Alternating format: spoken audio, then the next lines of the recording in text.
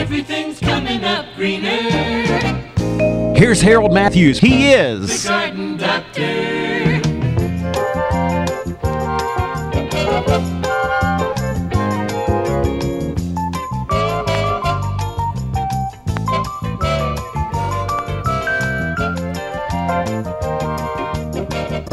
The Garden Doctor. Hello and welcome to the Garden Doctor Show. Mrs. Garden Doctor sitting to my right. Yes, I am. This is my right. This is my other right. Your other right. We want to welcome you to, this is May. It We're in is May. Yes, it is. Cartersville, Indiana. You may be viewing us from somewhere else, all over the world, I'm sure. And it's Memorial Day, actually. Yes. Yes, it is.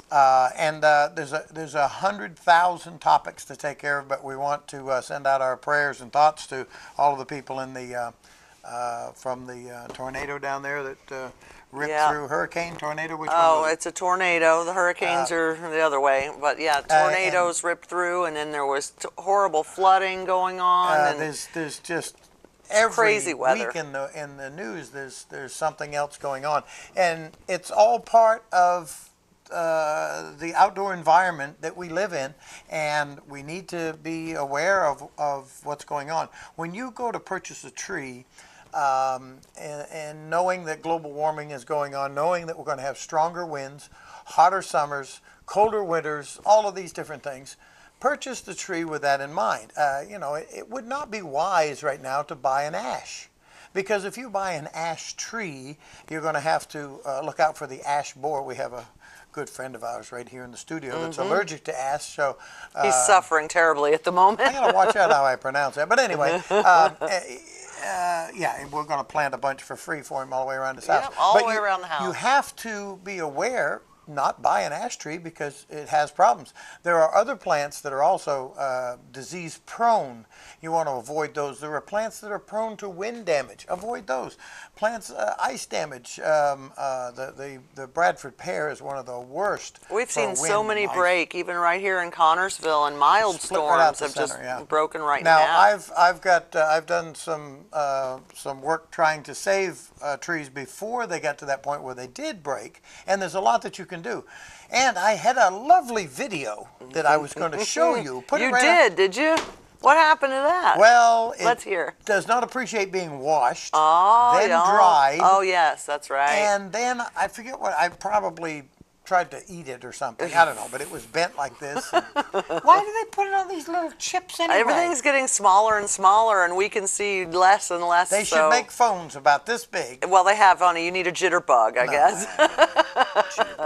Okay, but anyway, there's a tremendous amount of questions coming in. But bear in mind that we're in a different environment, and you want to use water smart fertilizers.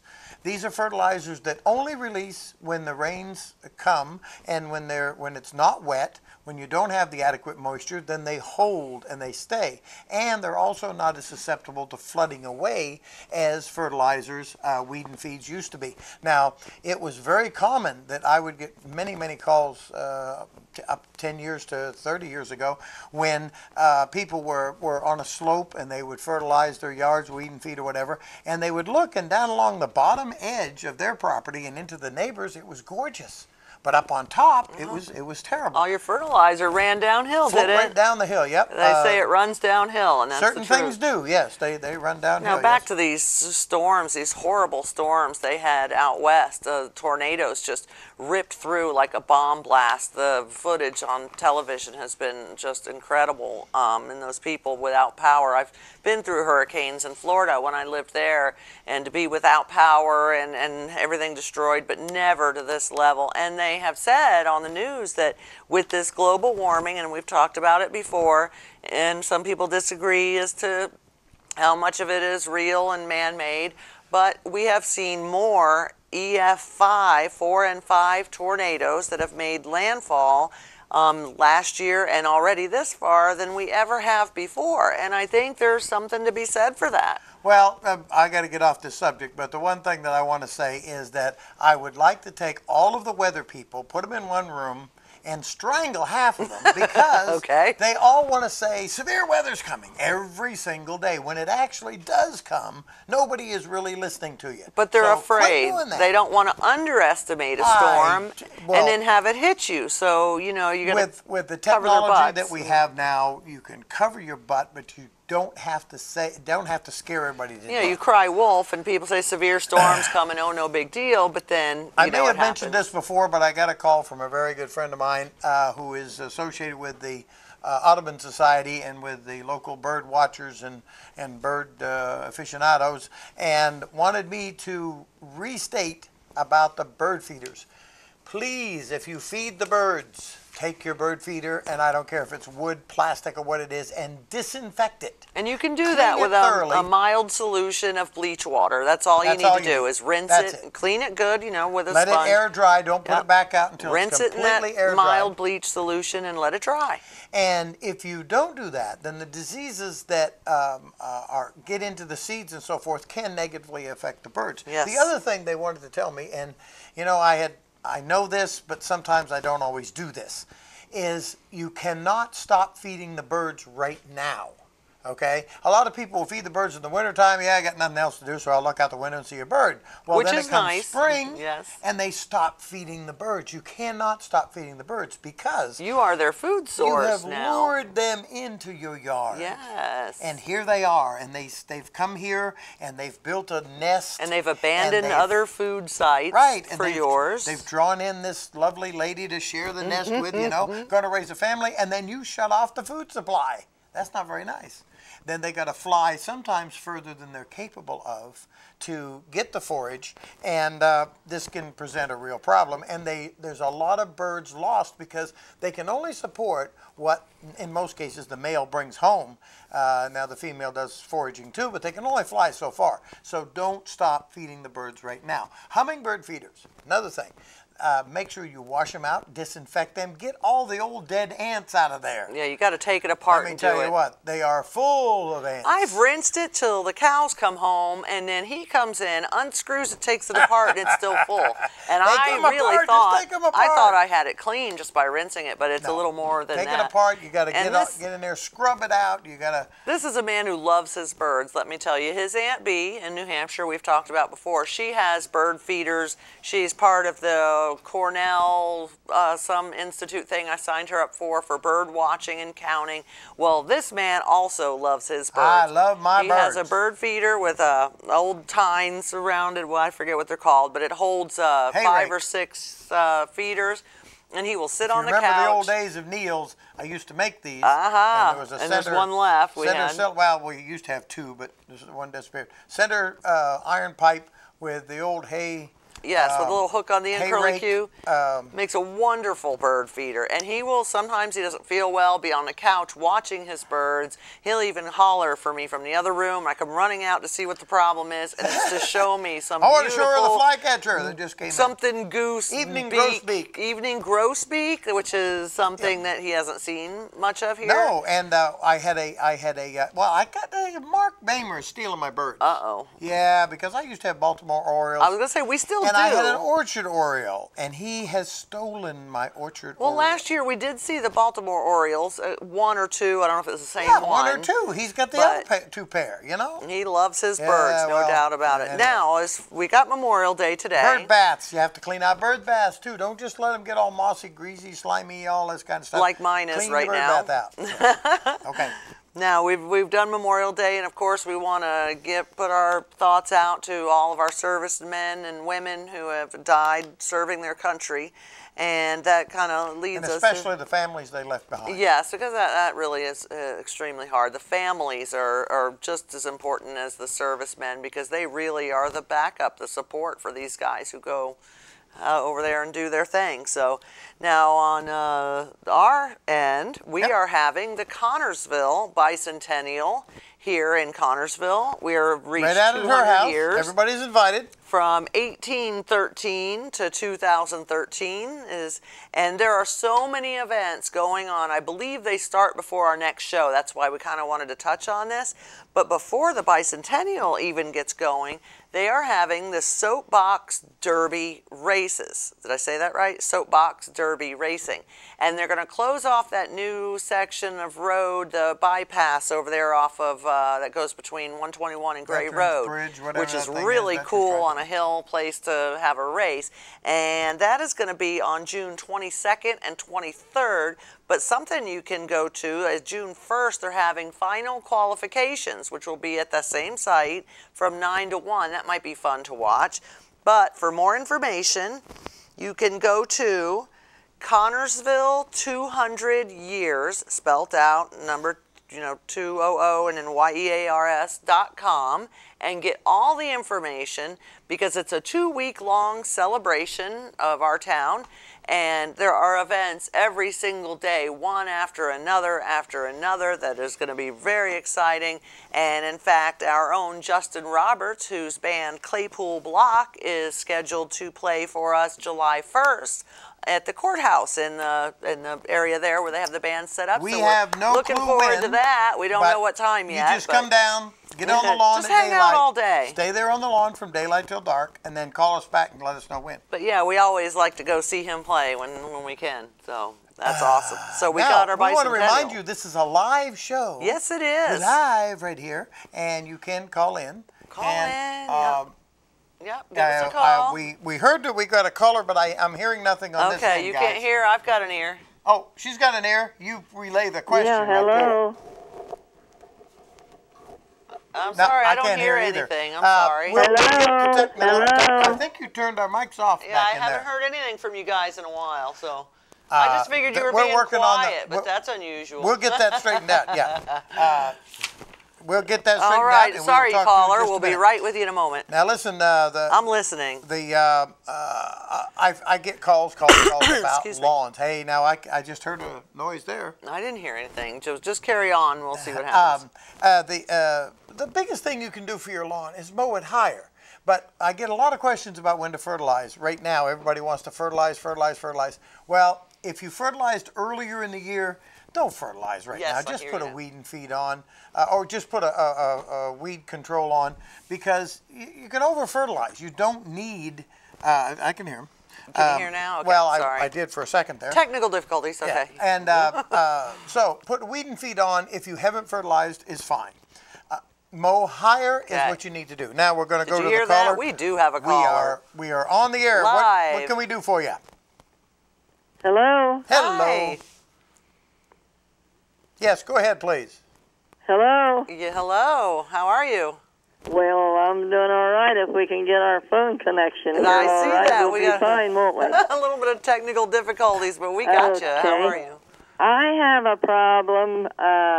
There's a couple little neighbor dogs that run out their front door and come right over to my flower bed. Oh. Okay. And I have miniature little evergreens. Yes. Not a lot of them, but there's one at each end. And they have sprayed that, and it's burnt brown about Yes. a fourth of the way up. Is there anything I can do to get that to come back? Are they leaving you little landmines too? That's no fun. No. Yes, they they're- just come and spray my evergreens before I thought about putting a couple pieces of the little, decorative fence in front of it to stop them before they get to it. Well, What could she do, honey? Well, there are a number of things that you can do, but they have given it too much fertilizer in effect, is what has happened. The ammonia, which is an excellent fertilizer, has burnt from being over fertilized, Or applied directly to the foliage, right? applied directly and too much of. Now, Are you talking to me or somebody Yes, else? no, we're talking about your I'm evergreens. talking about your evergreens. Getting Now- I over. don't have any fertilizer on. I'm No, it's the talking about pea. these dogs wetting on them. The Well- pea is fertilizing them actually, Yeah. but too much. yeah, but you can. There is a number of things that you can do to repel the dogs They even make a thing that you can hang on the inside of your What your about plant. that Critter Ritter granules I use in my garden? Does that work on dogs and cats as well? Well, there's one called Scat that I've been pretty successful with, and it comes in a hard thing that you can hang on, or in a spray can that you can spray on, and the dogs don't like the smell of it. But honestly, they don't stop long enough to smell. They just fly They run over right here over. and do their little job, and they're gone. well, we put down red cayenne pepper and baby powder. Oh, they hate that and they pepper. really hate that. Now, as far as your shrub is concerned, if it's an evergreen, whatever is does not have any green needles on it will probably not come back. But if there are any green needles on it around the sides of that, then that may grow over to fill in. And I would definitely fertilize it, because the ammonia is not all that that plant needs. I would give it Miracle Grow, either Mir Acid, because an evergreen likes a little bit more acid. But if you have tomato plants, or if you have roses or any other plant, just use that fertilizer. You don't have to go out and buy a specific Does it do any fertilizer. good to wash off the plant every Yes, day? it does. I mean, I don't know what else to... It does a lot of good to wash it off, but that's only if you catch them the very first time. Oh, I see. If they've been doing it for weeks, then the effect is accumulative, and it's burnt. I don't know how much you can do for the plant to make them stop doing that. Yeah, they did their. Well, this fence stops them now that I put out there. Well, then I put a decorative fence across, and that's about okay. 2 foot from it, and therefore they don't run up to yeah, it. Good. yeah. Most No, people but just it's don't stopping like. them too late. They did their damage. I hadn't noticed that they were doing that until they had quite some of it was dead. Yeah. You start seeing the brown. burnt. Unfortunately, once an evergreen has lost its green, then it does gone. not recover on And that I did not branch. know that until you told me that. I thought for some reason it would grow right back, just, like a tree branch or something, but Then no. if I get in, if I have a tree, little miniature jobs out there, I'll have to dig them up and put new ones, I suppose. Well, I would try first to fertilize it and see if it'll grow back around that. Because Okay. now that you've fenned them off, give it a good douse of fertilizer and see if the plant will regrow in those sections. Okay. Now, one thing that you can do with an evergreen is in February and March you can cut them back severely, and then they will regrow on stem. But that's only the U's. No other plant will do that. February and March. If it's a U, yes. That's the small miniature evergreen. I think you probably have a dwarf Alberta spruce. It's a Yes, pyramid. I got it from down there at that White Acres, whatever that thing is Whitetail down at Acres? Brookville. Yeah, I would bet that it's a dwarf Alberta spruce, and Yeah, those they're are this little. little bitty evergreen. Looks like a little tiny And that you miniature don't cut spruce back, tree. right? No. That you don't cut Right. back, and also that's very susceptible to the dogs. So Oh dear. sorry about that.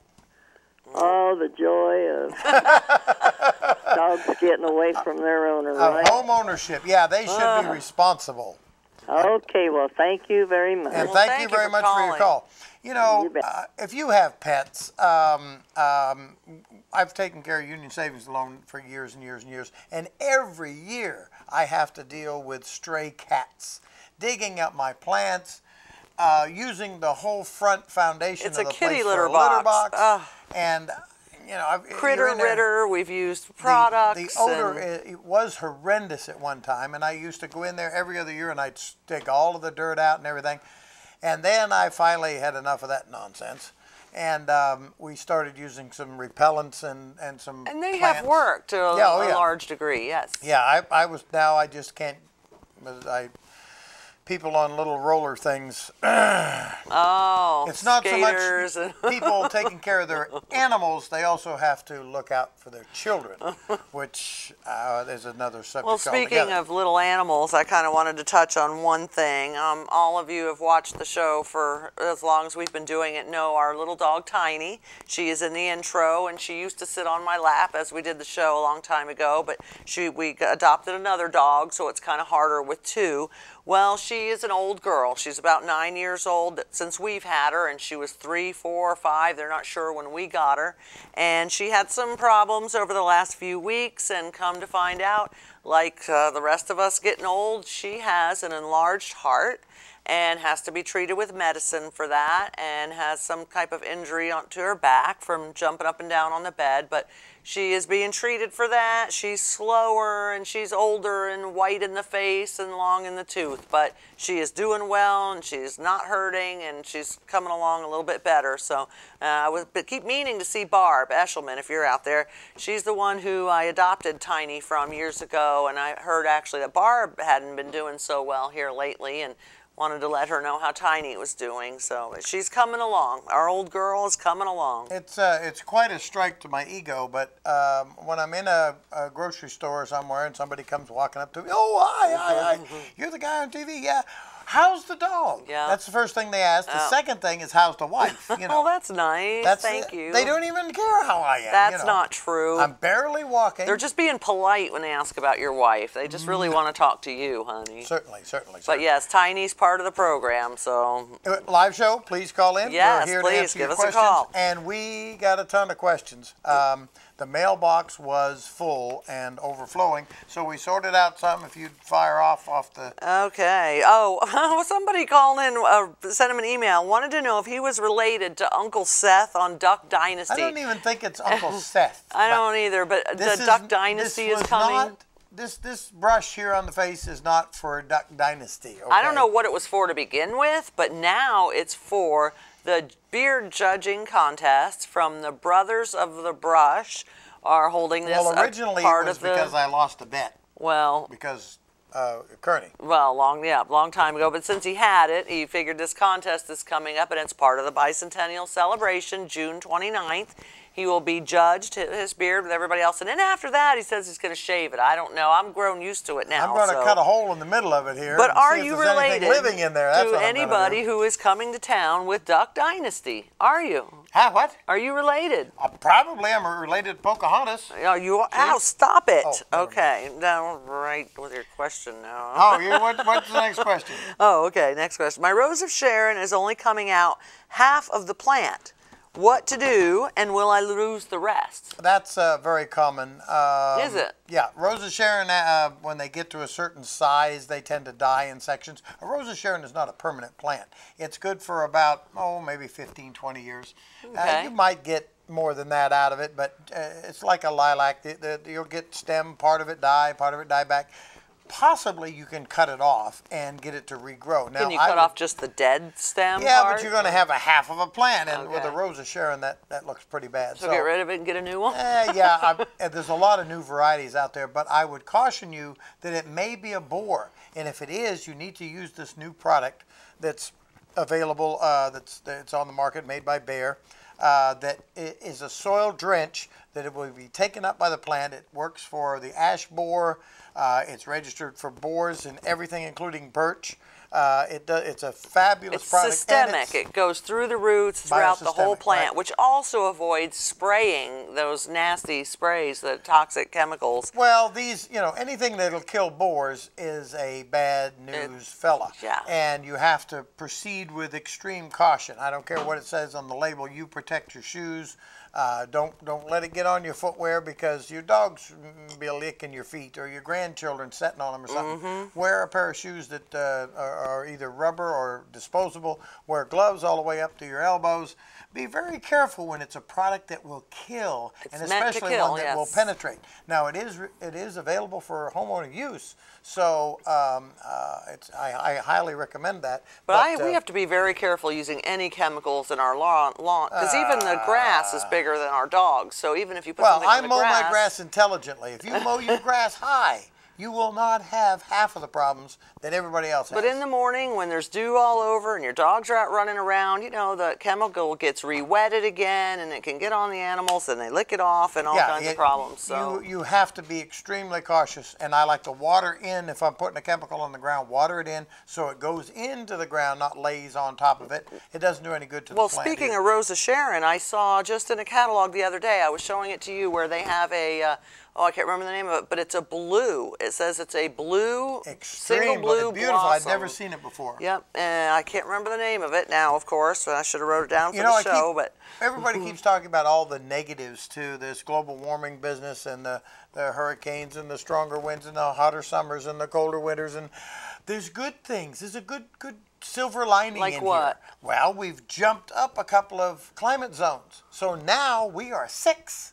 We're pushing to 7, and you can grow things that you wouldn't even dream you could grow before. Mimosa tree, which they told me for years couldn't grow here, and yet I kept seeing them in Connorsville.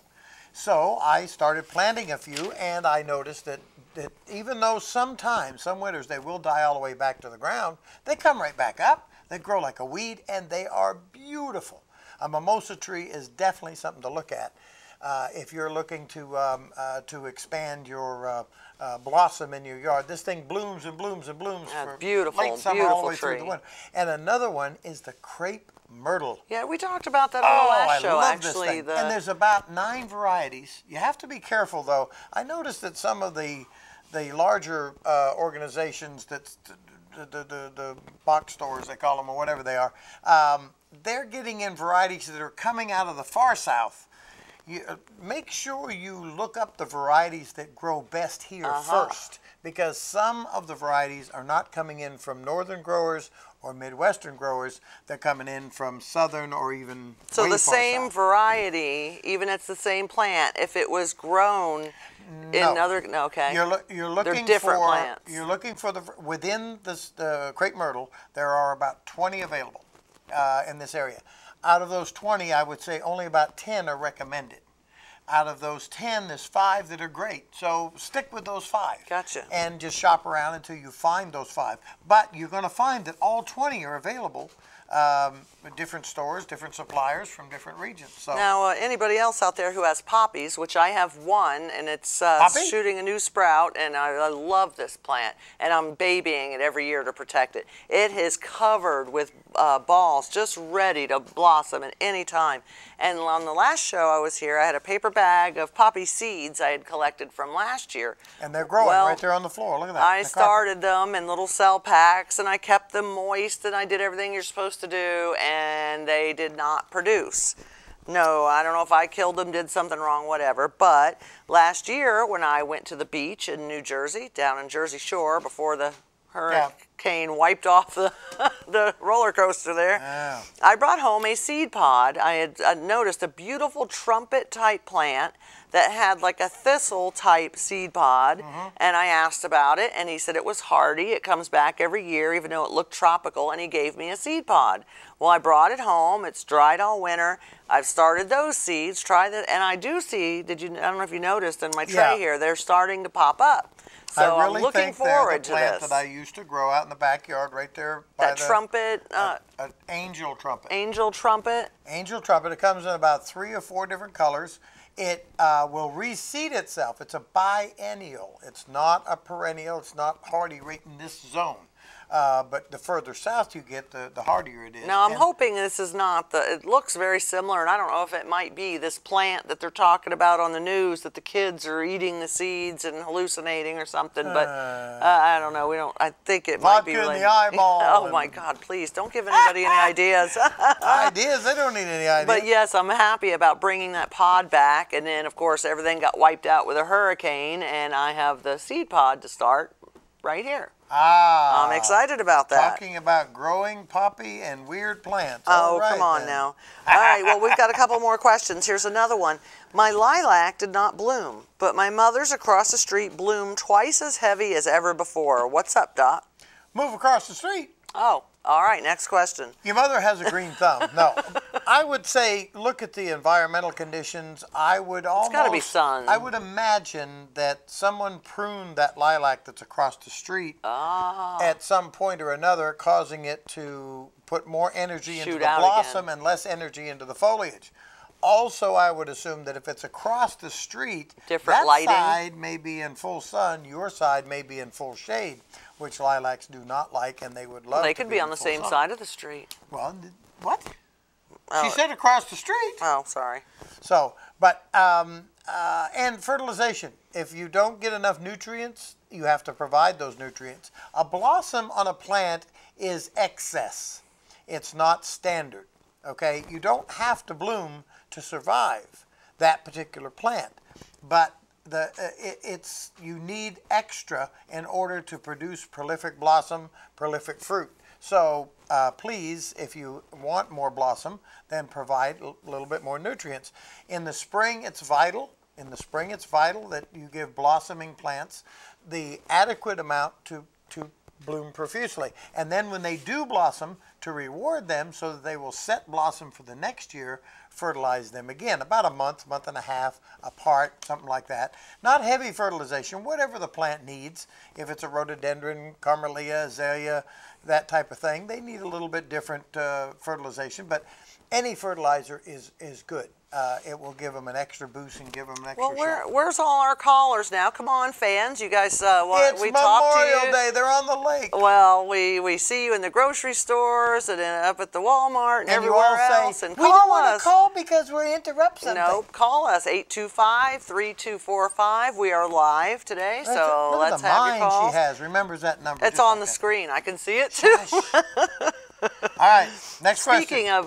these are all questions you people ask me, but yes, you call me on the phone to ask. So we're trying to answer them. But one thing I wanted to ask you, you went outside and did a tour of our yard and our flowers, see where things are standing right now, and you said, I have been outside for over an hour and have only seen one bee.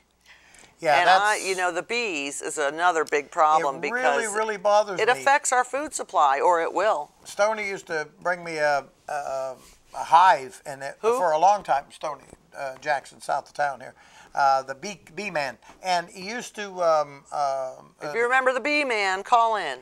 Other bee people would bring hives that I knew, and they would just set them up down there just so they collect honey, you know, and that would increase your garden tenfold. It's amazing how many cucumbers you'll get if you have a beehive. It's amazing how many tomatoes you get. You got to pick them. They're going to break the vine. But tell me how many cucumbers you're going to get if you don't have any bees. If you have 0 bees, you're still going to get some cucumbers because the bees are not the only thing that pollinates. True. And we have. But without bees, I mean, it's the whole food supply from grapes for wine to the everything. losses are astronomical if the bees continue to decline.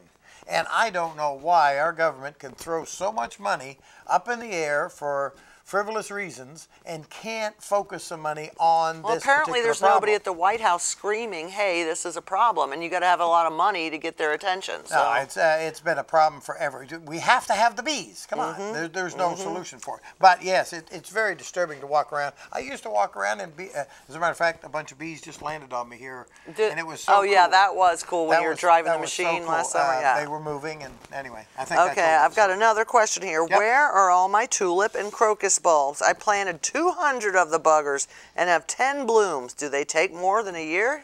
Oh, what? Really? What's wrong with the bulbs? They planted them. Well, you plant these in the fall. I got to tell you a story about this real quick. Okay.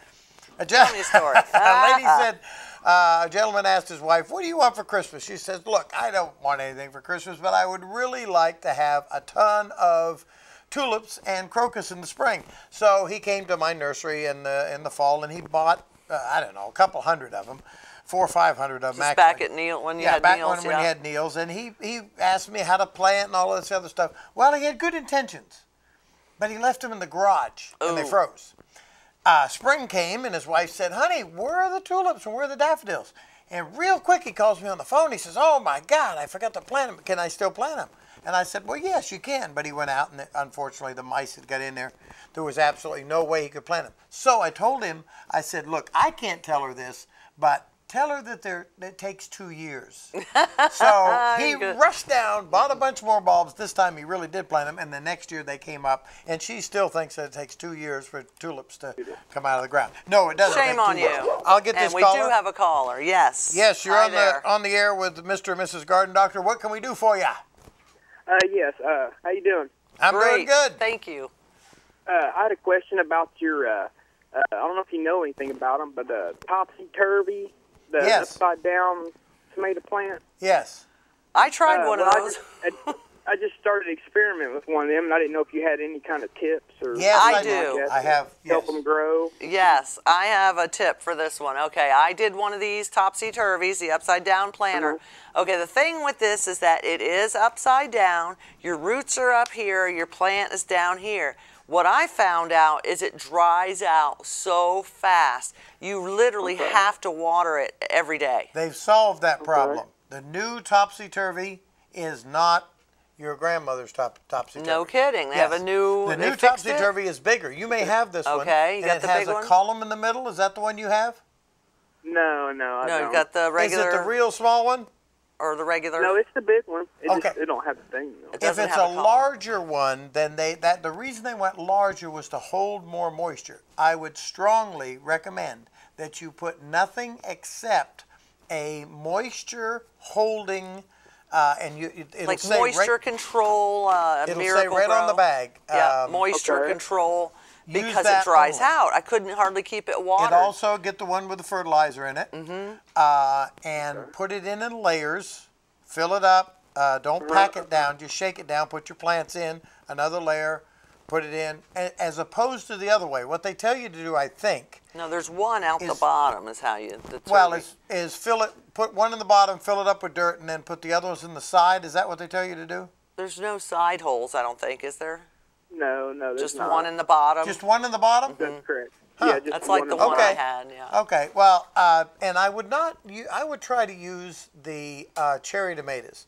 They do fabulously if you don't mind just growing. They're cherry a good container tomato anyway. You Yeah, grow I those just- in a pot.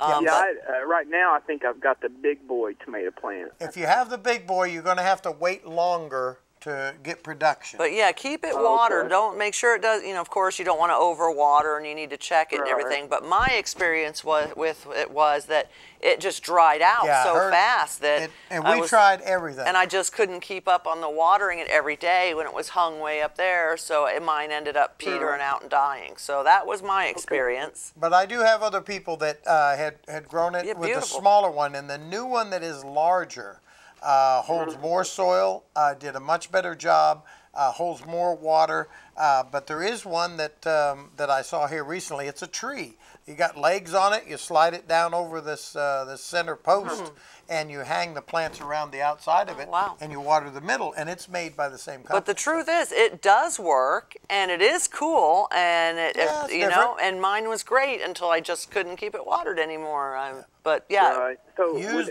can you grow like regular other plants in them? Like, You can, I don't yeah. see There's why a not. lot of things.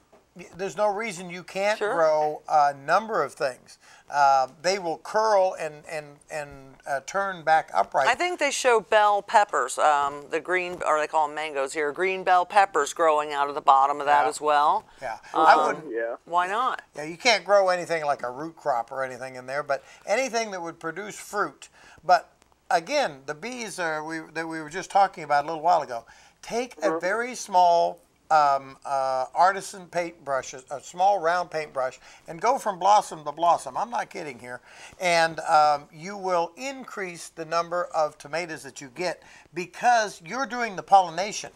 And on Big Right. Boy, it's very important that you pollinate because if you don't, you won't get production. But without the bees, without the benefit of as many bees as So we you used can to have. help pollinate it so you take a little Oh, yeah. paintbrush then, and what do you touch one blossom and then the other? That's it. I mean, In China, there are entire villages that are without bees, and they have a generation of people that all they do is climb the peach trees and pollinate them by hand. and just touch That's from all one they to the do. other, huh? They go from Now, town does to that town. matter? Like on the bees, I don't know what kind of bees. I got a lot of bees around. Mine look like helicopters. They're so big. Oh, those are bumblebees. Now, Yeah, there's also a carpenter bee that burrows into the wood, and that does nothing for pollination. But the bumblebee is a great bee. As a matter of fact, when I was growing in greenhouses, we would always buy 6 or 8 bumblebees, and they would do the work of 300 or 400 regular bees, and we would release them inside the greenhouses, and they would go around about their day, and we almost never ever got bit by a bumblebee. Almost never. If you did, you probably set on him or something, and you know, and they would bite you. But other yeah, than that topsy-turvy thing, it is fun, and it does look cool, and it does work. Now, Just keep even on though top you're of putting a water soil in there, and you're putting with fertilizer in there, when it first starts to set the fruit, give it another shot of fertilizer, because you have to bear in mind you're only growing this thing for fruit, and only for 3 months. That's it. You're done. Yep, So okay. get keep as it much fed. out of it as you can during that 3 months. Okay. Okay. Well, good Thank you luck very with much that. for your call. Appreciate it. Call back and let us thank know you. how it goes after you've had it for All a right, while. I'll okay. do that. All right. Thank All right, you. Thank you. Bye-bye. Unless my advice was bad. Well, it all sounded pretty good. Oh, we all- Okay, so where were we? You want another question? Yes. Okay, last year I had the worst garden I have ever had. How can I get back on track for a garden worth bragging about? Last year, a lot of people had the worst garden they've ever had, and you're going to be facing environmental conditions that are going to be challenging. We may, this year, I will probably mulch so that my plants will hold in the moisture. But what if we get an extremely wet July and I'm off to parts unknown fishing or something? My plants are just going to rot. So if you're there and you can regulate by being flexible, then there's a number of things that you can do to make a better garden than last year. And one of those things is definitely to mulch, to consider mulching. If the temperature starts climbing, we start getting into a drought, by mulching with straw or with... That's what I used. We had some straw around last year, and I made that pepper patch. Or decomposed stuff. You don't want to use fresh grass clippings that might have weed and feed in them, because you'll kill all your stuff. I went to a gentleman's house, and he said, my tomatoes always do great. What is going on here? He said, this year I even covered the whole thing with mulch. Well, he did. Walnut tree bark. Ouch. And tomatoes just happen to be extremely allergic to walnuts, and nothing grows under A lot of walnut things tree. are. The wood, the husks, everything. Definitely, positively, you should not use walnut in your garden for any purpose. We have a caller. You're on the air with Mr. and Mrs. Garden Doctor. How can we help you? I have moles in my yard, and they're eating it up. What can I do? I didn't hear that. I Did know, you hear that? mine I didn't hear too. Honey, help her and help me. What? I hate moles. No, don't know what you're talking about. I'm trying to train my little dog to eat them and then catch them, and then I can rent her out. But so far, Yeah, actually, that is the best idea going right there. In England, they have dogs. They bring them to your yard. They lease them. They put their little dog house out. I've seen videos on it. And the dog, they walk the perimeter, and the dog will lay out there and get every single mole in that yard and brings it up and puts it in this little tray thing. When he drops the mole in there, a bell goes off and he gets a treat. The mole disappears in the back. And you pay the gentleman for how many moles his dogs get. But in the meantime, what do you do? All right. Now, I feel your pain. I really do. they claim that, and I am terrible, I've been unsuccessful battling the moles. I've also been unsuccessful with lawns. Lawns and I don't It's get just along. not his thing, he'll tell They you. don't call me the lawn doctor. They definitely don't do that. But I do know that if you treat your yard with products that treat for the mole, the grubs, that's right. But here's the problem: when you treat for the grubs, you get rid of the earthworms. You get rid of all of the living material. You kill the good that and the keeps bad, right? The lawn healthy. So. But they claim that when you decrease the grubs Because their food and the supply earthworms- is the grubs and worms. well, That's not, what they're not after, entirely. isn't it? No? They also eat roots, so you can't get rid of all of the little Oh, tiny there's nothing roots. worse, though, than your plant starts to look bad, right? You go to figure out what's going on, and it's completely caved in underneath your giant beautiful hole. plant because the mole got it. Now, I It's- do know that the mole traps also work. They But do? you have to have, I have about 26, I think, 25 or 26 mole traps. And when I do set them in a yard, we grade down all of the humps, we roll all of the trails, we wait for them to be fresh, we go out and set 16, 18 traps. and we will probably get maybe 2, 3 of those traps to go off. Then we roll it and knock them down again. You got to stay on it constantly. This takes about a week to decrease the population by like 50, a handful. 60%. Yeah, so I have not been real successful, I have to tell you that. Any products like, I mean, you've talked about for other things, cayenne pepper, human hair, what else can you do? Vibration, they have these little things that you can Loud buy music. that have a battery in there and it vibrates the ground and they say that does it. And if you find something that works, please let us know. I know a gentleman in town who is quite intelligent and actually has a doctorate's degree. And he bought an old truck, kept pouring oil in the gasoline so that it would smoke, ran an exhaust line down into a hole in the ground, word. and just kept doing that all over his yard. And what happened was the carbon monoxide killed his lawn, deader than a hammer, everywhere that the...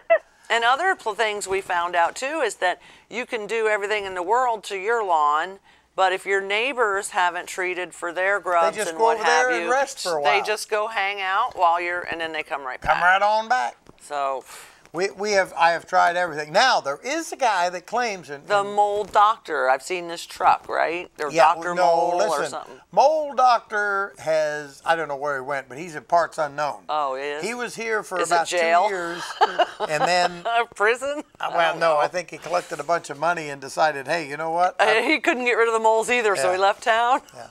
But anyway, it's a. Well, I'll tell you what I did. Okay, please. I found mine are making big mounds. Yep. Like 6 or 8 inches high. Yep. Wow. I smoothed them off and found the hole, and I went up to Walmart and got ammonia. Yep. 3 or 4 big bottles of ammonia and poured in. I don't think that's even discouraged them. Really? No, because you're where they were. They'll just not move. where they are. I know. And they have such a tunnel system. It's a network. We tried to drown them out at one yard, and we ran 4 hoses. 4 hoses. They tore up the lawn with the hoses, is what they did. We had hoses in every hole we could find, and it kept running and running and running. And the lady comes running out of the house. She was doing her laundry. She went down to the basement. She had that much water in the basement. So that didn't work. That didn't work. We didn't do very good. So we don't know. No, really. And then another problem.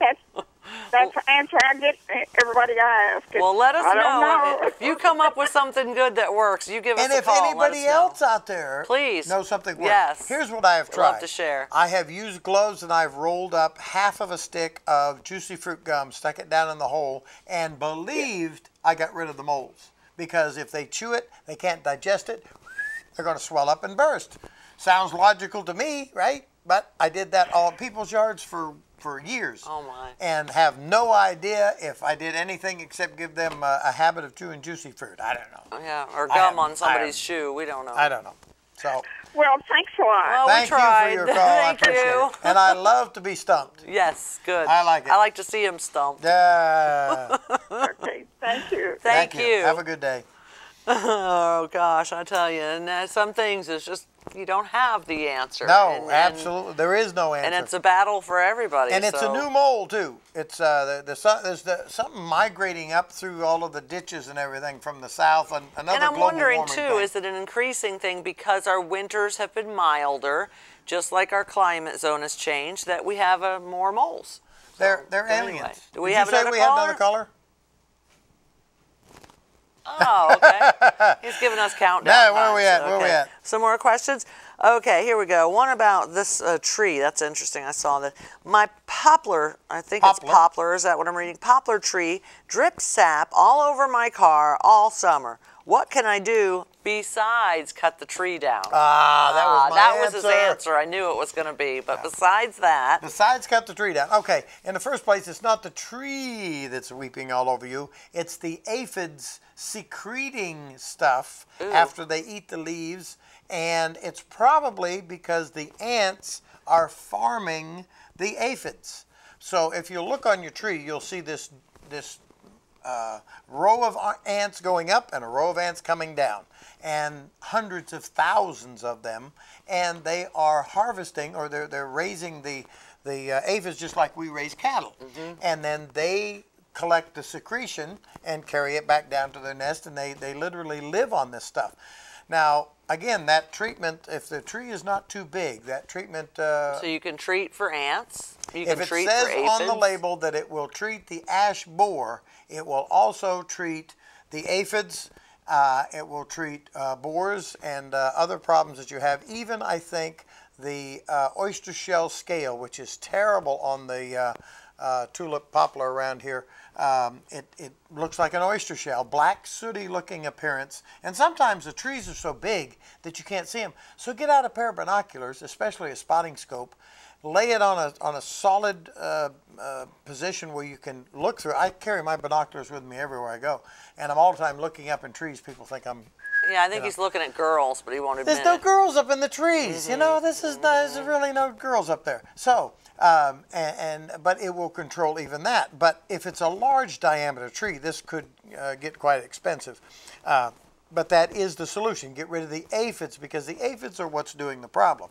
You can spray it, but it can be quite costly, again, if it's a large tree. And yucky because of spray. Because all of the sprays. And it's difficult to control in one application, so it'll probably take But two. the systemic in the soil should treat if everything it's done properly, systemically. and if you follow the directions exactly, and if you show extreme care and caution, especially if you have small children or animals that run I believe through the there's yard. a Bayer product in the blue Yeah, bottle. it's the only product that will work. There is no other. It's kind of like when Roundup came out, you know. It is you had what it no is. option.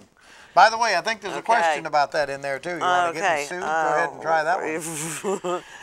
Okay, here's one. We only have 10 minutes now. Don't get me sued. All right, weeds, weeds, weeds. Now they're in my deck, walkways, lower stone patio. Is it climate change or what? Let's blame it all on climate change. Yeah, there you go. We got weeds. I would assume that you did not underlay with plastic. I would also assume that what you've put in between was probably just regular sand and not silica. Silica will get hard and compacts almost like concrete, but it's still flexible and does percolate to some extent. And if you use the silica, you're far less likely to get any weeds in there, especially with an underlay of the black, thick plastic. Landscape blanket or whatever that stuff is called, weed matting. Can't you spray them, first of all, kill them, and then put weed preventer on it, just like you would in your garden beds? There you go. Oh, I just cut him off. That was what he was going to say. No, it's a good answer. You know, that's exactly That's what you I was do. thinking. But don't just kill it, as she's saying. Prevent the weeds from coming back. So use a longer term spray.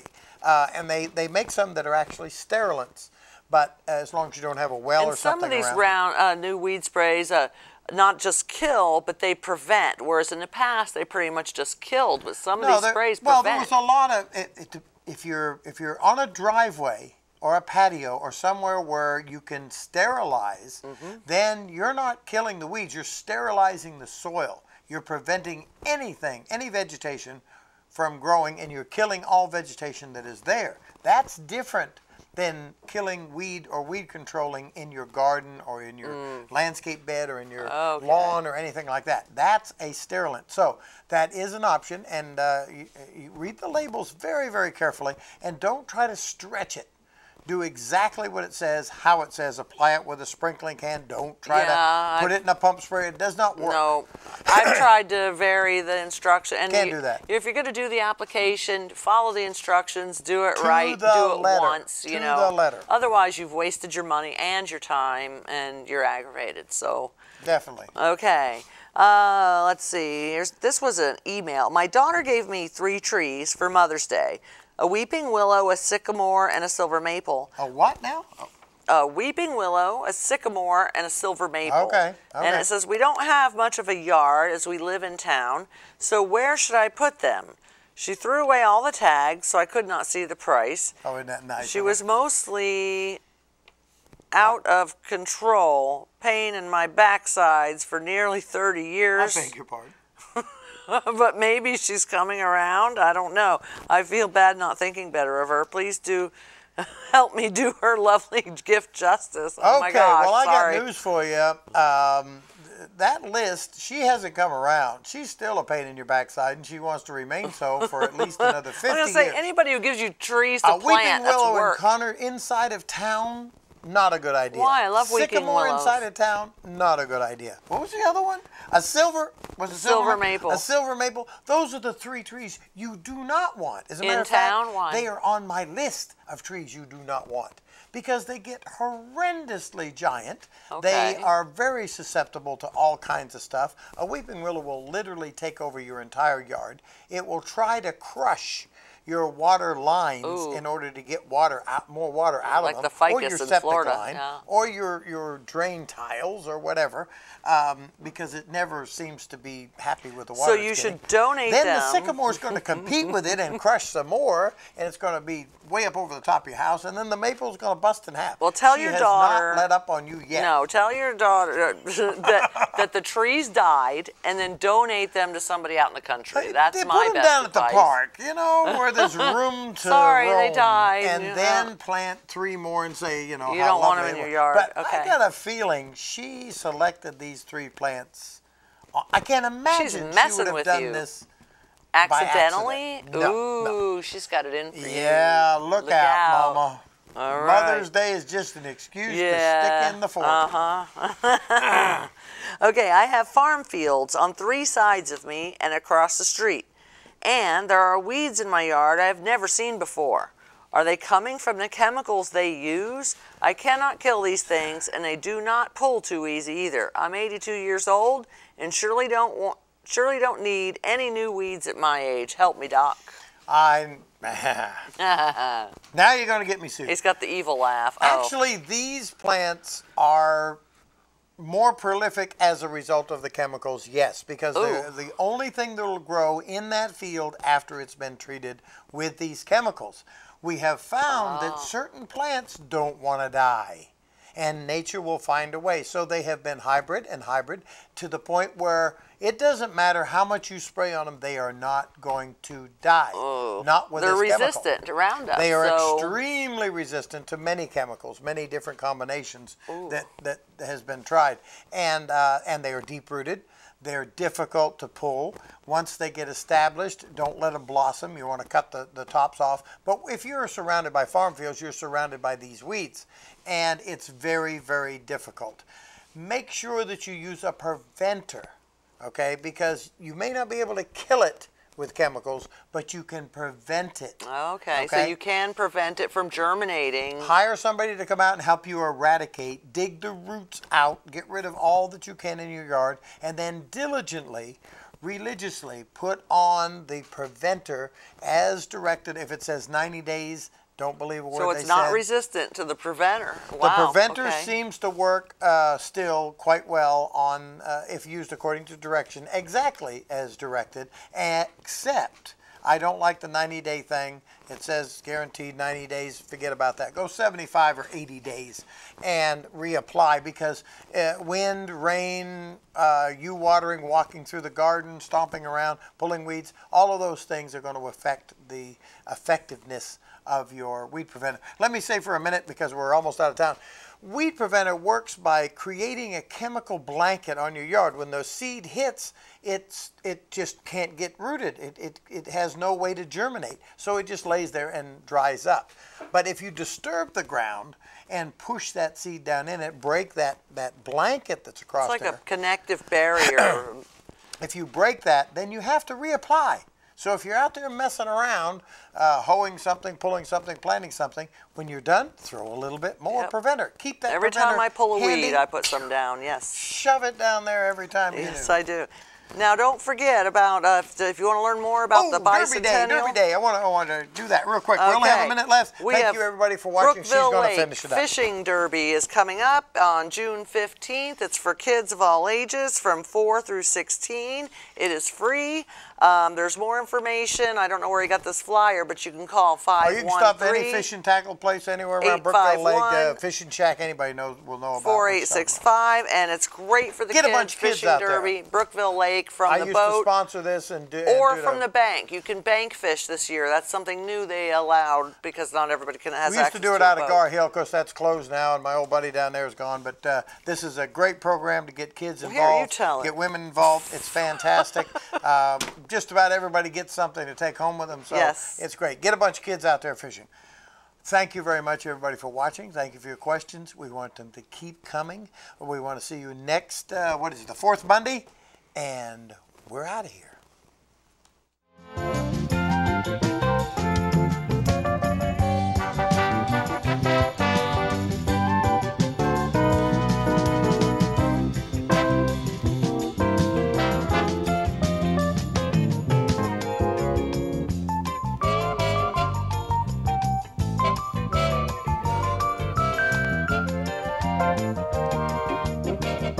The Garden Doctor.